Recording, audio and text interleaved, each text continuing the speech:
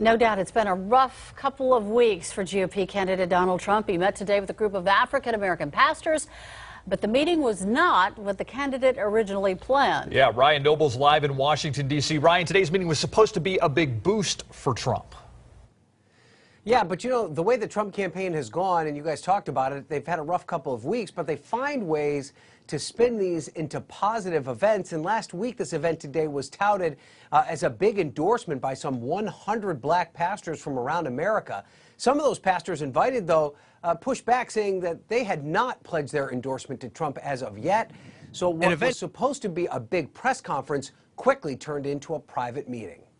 With Donald Trump and 100 African-American pastors went from a big press conference to a private meeting in a matter of hours. And I was told it was an endorsement, and that was fine. Whether it is or not, that's fine. I think having a meeting is a good thing. Several pastors asked to attend the event said they were never planning to endorse. One of those pastors believes the Trump campaign was purposely misleading.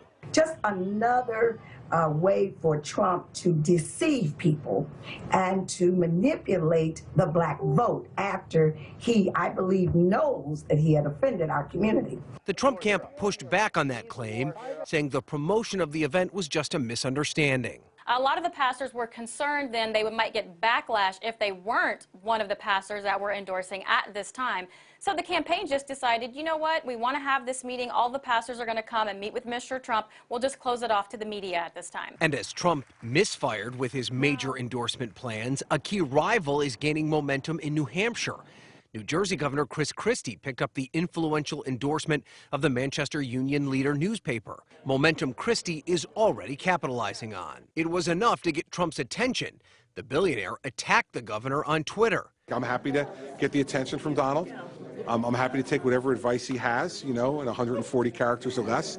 That seems to be the way he communicates the best. Evidence that even though the billionaire leads in most polls, he's keeping a close eye on every possible rival that could topple him from the top spot.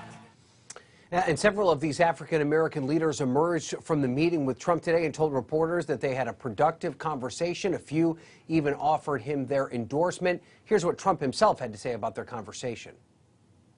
We came up with lots of good ideas and lots of future ideas, but I thought it was an amazing meeting.